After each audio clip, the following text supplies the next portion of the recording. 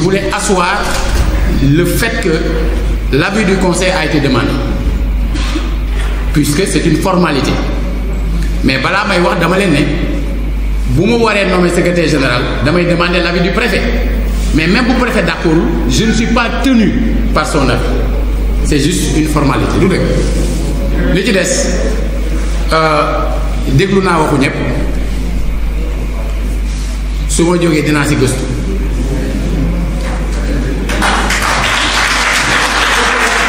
baax na nit ñi xamoon mbiru bor yooyu ñuy wax bu dee bu ADM bi moo gën a neex a régler secrétaire général yi je lui ai dit fayuma ko am de parce que bor boobu communes yi ñoo ci bénéficier kon ñoom ñoo koy fay mais ba léegi ADM dafa jàpp ne ñun la kon ñun lay bind kon ba keroog ñuy lijjanti loolu dañuy considérer ne ñoom suñu bor lañ ko jàpp mais danañu def les démarches yi ci war ba ñoom ñu xam ne ñun yoreeluñ leen on est dans une nouvelle réalité juridique ñëpp ville ba ñu seqaloon existé tout. Par contre les bénéficiaires des infrastructures yi ñu def ci dëkk bi ñoom mën nañ leen a identifier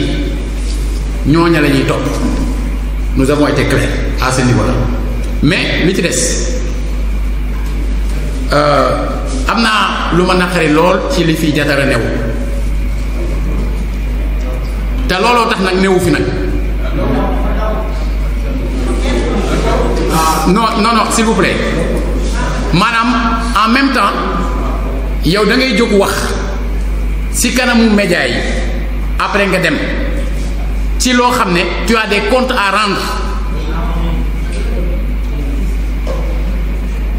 en faisant semblant de servir un parti ambale ñi nga mën a ambale dem pour éviter de répondre ci loo def mais Jatara a été épinglé par l'IGE oui ci njublan te xam na loolu te c'est le dernier rapport de l'IGE loolu mooy li am mais loolu c'est par rapport à la gestion bi fi nekkoon ku ne war ngaa wax compte de gestion wala compte administratif ba mu des Jatara ndax rapport IGE bi commencement ba fin da ci am wàllu yu rëy ba am lu ñu ko war a topp beneen bi le rapport de l'IGE est clair sur la question des comptes administratifs parce que nee nañu depuis 2011 aucun compte administratif n'a été voté te bi ñu voté 2011 c'était le compte administratif de 2009 yow naka nga mën a toogee voté woo lu mat ñeenti compte administratif nga bëgg ñëw ci conseil bi di wax compte administratif c'est que ñun ñoo war a delloo ci suñu bopp te xam ne Thiès ci boppam moo amul intérêt di ñoddi ay débat ci ay compte administratif yi compte de gestion parce que dañu am ay partenaires te partenaires yooyu am na foo xam ne bu fa nit ñi tolloo loolu la ñuy exiger mais quel est le conseiller bu toog fii bu mën a wax ni yow daaw dans les délais kenn yónnee wala compte administratif kenn moo ko sañ a wax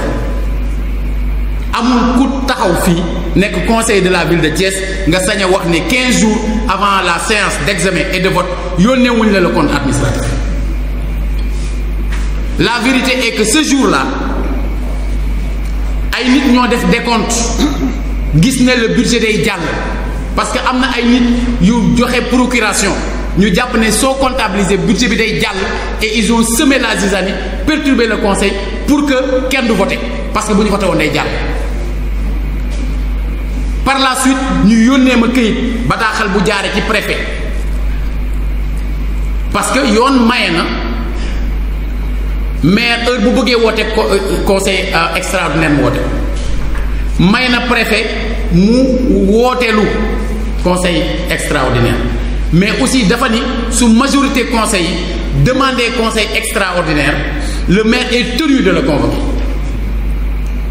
ñu bind ñu këyit bu am fanweeri nit ak benn ñeent fukki nit ak benn mais ci biir ñeent fukki nit yooyu ak benn dafa am tur yu existé wul ci conseil ba pare am signature am ay nit yu yëgul ñu bind leen mu donc nekk faux et usage de faux donc est-ce que war naa considérer document boobu comme valable mais dafa am beneen raison fondamentale bi mooy code bi dafa ni la session extraordinaire ne peut excéder 15 jours sauf la session budgétaire qui peut durer 30 jours te jamono boobu romb nañ 30 jours yi kon awma sañ-sañu convoqué parce que su ma ko defee je viole la loi parce que soo gisee yoon prévoir ne suñu demee ba 31 mars te voté wuñu budget bi c'est le représentant de l'État qui règle le budget et qui le rend exécutoire c'est parce que c'est des cas de figure yu man am moo tax ñu prévoir ko su doon loolu duñ ko prévoir mais ba ma daan woote saa yi ma wootee quorum du am ñu reporté di perdre du temps woote bu ñu woote war a woote benn yoon ñu woote ko ñaari yoon mais loola nit ñi bàyyi wuñu woon xel ni dana yegg ci date butoir ba ñu dem ba jeexal le temps qui nous était imparti c'est ça la vérité c'est ça la réalité kon na nit ñi xam ne kenn ku ci nekk soo ñëwee conseil est-ce que dafa am ku fi jël kàddu ba ñu teelaa wax amul mais da nga am obligation de présence nañu waxante dëgg maanaam le conseiller a l'obligation teew du ay bu ko neexee de dafa war a teew ndax code bi ci boppam dafa jël ay dispositions pour que bu fekkee da ngay liggéey ci bërëb nga am patron nga am ay engagement il est tenu mu bàyyi la nga dem conseil donc que mu nekk lundi mardi ou benn jour bu mu manti doon foo manti liggéey fii ci dëkk bi ki ngay liggéey il est tenu jox la yeewi la nga dem parce que ça c'est le travail de la collectivité ñëpp bokk te kuréel bu mu manti doon même bu dee bu privé dafa sampu ci dëkk bi am na dëkk bu ko dalal kon bu dëkk yooyu fonctionné wul moom sax du fa mën a nekk lii mooy li am kon kenn mënul am lu dul yu extraordinaire nga mën a am sañ-sañu de temps à autre nga absenté xam ne loolu day dal ku ne nit day feebar nit day am empêchement bu mu mënti doon ay nit dañuy am xew-xew yu mënta méngoo ak dem conseil mais mënoo ci dëkk. Pour répondre à votre question monsieur Gningue bu may waxuma conseiller bu ñëw di génn di dem je parle de ceux qui n'ont jamais mis les pieds au conseil nañu waxante dëgg am nañu musul ñëw ci conseil bi pourquoi ñu war leen fi bàyyi c'est-à-dire waxuma diw wax na génn na nañ ko daal waxuma loolu mais loolu yoon bi sax waxu ko yoon bi dafa ni article 157 dafa ni conseiller boo xam ne dañ lay woo régulièrement dûment convoqué nga toog ñett rek la wax waxul tout le temps de ñett mais yow nga toog plus de 3 ans waxuma ñetti session mais plus de 3 ans mosoo fi teg tànk ñu ne nañ la fi bàyyi et qu'est-ce qu'on fait de la loi sëñ Cheikh Fall Mbawor dafa ne masla fu mu yàgg nee na dëgg jóg fa ndax fenn lañ fay sutural man je suis pour le dialogue mais dialogue bi amoon ak maire yi di maa ko initié man maa ko woote bañ ko daan def au début maa ko doon woote ba mu yàqoo musuma toog ci benn jataay te néew ma nañ ñëwaat autour de la table pour que ñu waxtaanee dëkk bi ñu demee ba jub élection maa xam ne du woon contexte bu favorable pour waxtaan parce que nit ñi booba seen xel ci politique la nekk ma ne bu élection yi jeexee conditions yi xëy na gën a favorable ma woo nit ñi te kenn ku ci nekk damaa yónnee ci yow kilifa waxtaan ak yow ma jël sama téléphone woo la ñu am jataay nit ñi ils parlent tout le temps de la rencontre de Paris ils auraient dû des rencontres de Paris mais balaa rencontre de Paris fii lañ daje kër Pape Diop te li ñu waxtaanee gestion des déchets éclairage public aménagement après bëgg ci yokk point wu foncier ma ni des na ñu ànd am mission Paris ñun est-ce que jaadu na ñu nekkandoo Paris te duñ waxante est-ce que loolu jaadu na man maa bàyyi fa ma nekkoon di leen fekki ba ñu paree ñoom nar a jóg pour dem beneen dëkk dama leen non comme li ñuy waxtaanee jeexagul toog leen ma fay hôtel bi jël sama frais d'émission fay hôtel bi barke Serigne Touba waaw kon kenn mënul ñëw wax ma ne ma bëggoo waxtaan wi am dañoo waxante woon entre ay góor ne bu ñu ñibbisee altine bi ñun ñooy àndandoo dem defe altine Thiès baleendoo après dem waxtaanandoo c'est ce qu'on avait retenu ñoom balaa ñuy ñëw ay nit commencé leen attaqué ba ñu yaakaaree ne ay jeunes rek a leen di attaqué dañu tontu ne bu ñu waree dem ba planète Mars sax pour intérêt Thiès daanu ko def Grand Thiès sax dajewuñ fa waxuma planète Mars mais c'est pas normal ce n'est pas normal bi ñuy def audience publique je les ai invités kenn ñëwul comme ni ma leen doon invité bi ñuy élaborer le plan de développement de la ville amul bu mas a am te invité wuñu leen te bu daan am dañ ñoom dañ daan yeble donc personne ne peut dire qu'il n'a pas été impliqué personne mais keroog audience publique dama leen léebal dégg kenn déggul lépp bi du woon pour man pour ñi ma bëggoon a waxtaanal la pour dëkk bi dox parce que tant que waxtaanu ñu du dox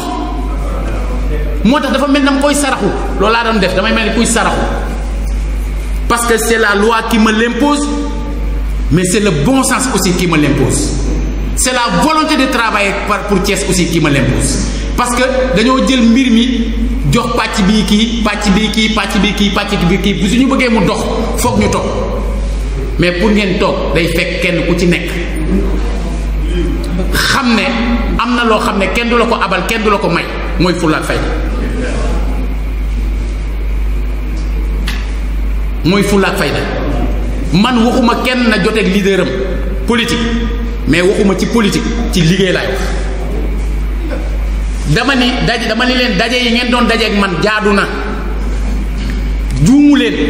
tooñu leen defu leen lu dul yoon nit am na sañ-sañ ne leen bu ngeen dee wax ak diw politique mun la man maay seen leader politique bu leen wax ak moom politique te man waxuma ak yéen politique bëggumaa wax ak yéen politique sax tey yaa ngi dégg mais ci wàllu liggéey bi du amul ndax bëgg nañu ou bëgguñu c'est une obligation c'est l'article 186 man leen ñaari frère dañ leen a condamné à mort ci gën a ndaw ne mag bi jekkalal sa taxawaay ngir booy daanu mu jekk mag ji ne ko waaw koo xam ne dee rek la dese looy lijjanti ni ngay daanoo mu ne ko bu dee ci àdduna se ni ngay daanoo rek la dese da nga ko war a jekkal waaw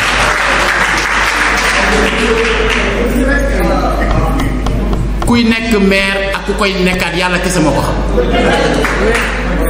bu waa dëkk bi yépp bëggoo ci yow te yàlla ne du yow du nekk yow bu la waa dëkk bi yépp mere te yàlla ne yow la yow lay doon amul werante loolu mooy li xew alors kon nit ki dafa am foo xam ne doo nangu ku la jàppe kenn bëggul dafa ñëw góor gi ne ko lu tax ñu la wooyee kenn bëggul mu ne dag maa waroon laaj lu tax kenn bëgguma mu laaj ko mu ni kenn bëgguma ndax ñépp dañoo bëggoon ma doon taq ndeer fu ñu jëm yóbbaale ma damay jëmm ne ñoom taq ndeer su ngeen àndee du leen ni xiif na du leen ni sonn na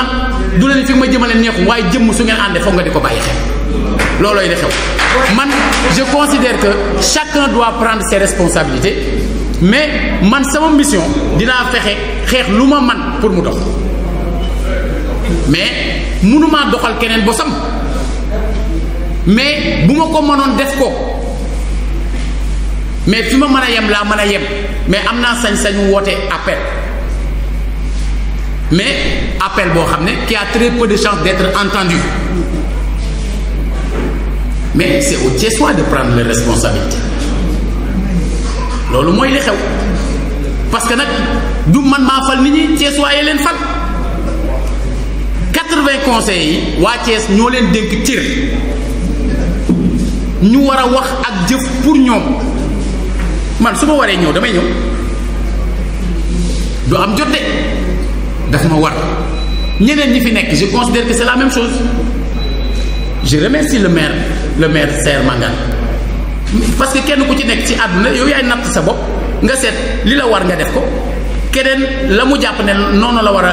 bàyyee la mu war a def mu def ko kenn ku ci nekk da ngay jël sa matukaay et tu en assumes les conséquences. Il n'y a aucun risque actuellement que délégation spéciale am fi ma wax leen parce que nit ñi dañoo nekk ca code bu njëkk ba dañu périmé code léegi bi kenn mënul bloquer quoi que ce soit tu peux retarder nag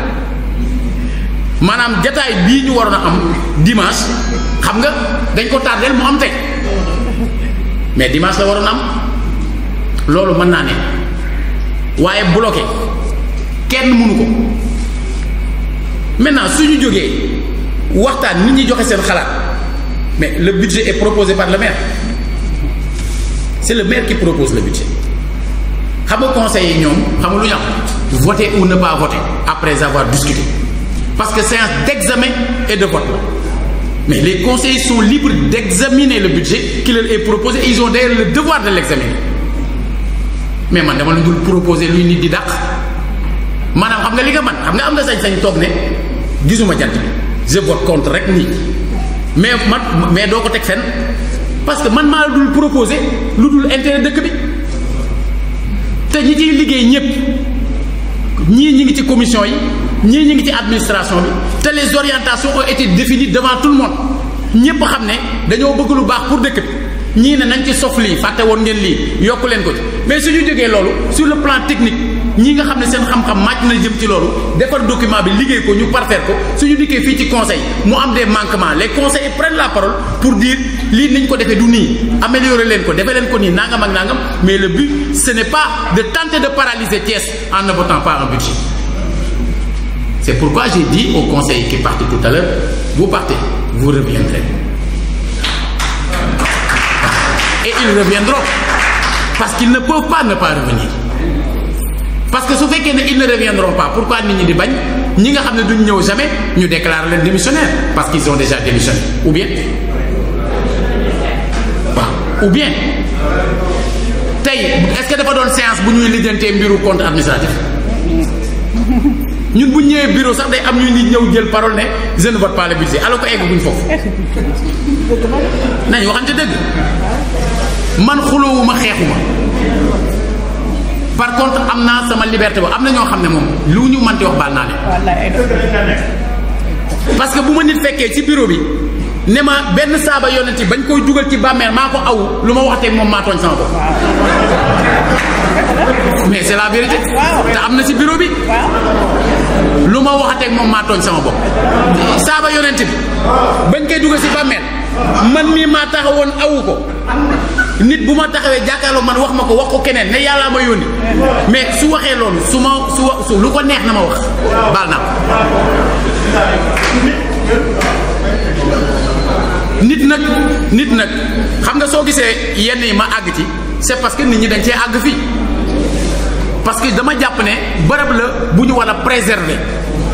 parce que bërëbu Ceesuwaay yi la mais nañ ci waxante dëgg aussi waaw ndax dama bëgg ngeen xam ne équipe bi fi jógee 600 millions yi ñoo ko fi bàyyi bor suñu jógee dañuy def dévolution mais IGE effectivement wax na ni li fi nekkoon comme actif dañ ko war a répartir parce que IGE ni muy waxee dal ci kaw Jatara ak dal ci kaw keneen noonu la waxee ni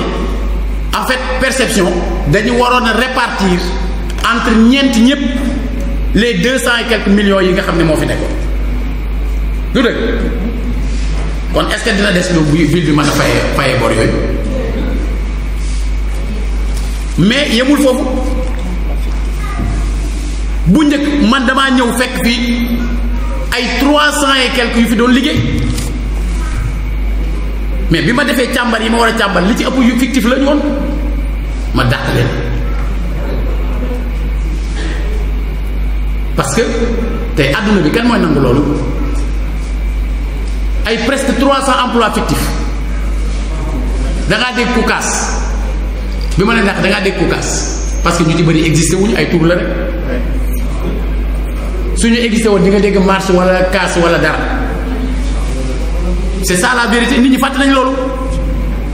et pourtant c'était ici ñi def loolu amuñu droit di wax ci yooyu. Ils sont conseils, ils ont droit à la parole mais waruñu wax ci loolu nañu waxante dëgg tey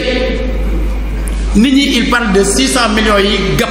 bi nga xam ne am na nangu nañ ko ci li ville bi daan am bu njëkk loolu la receveur wax il faut comprendre ça mais li ñu waxagul mooy ci rapport IGE bi léegi jox nañ ñu dëgg ci marché central ak ci gare routière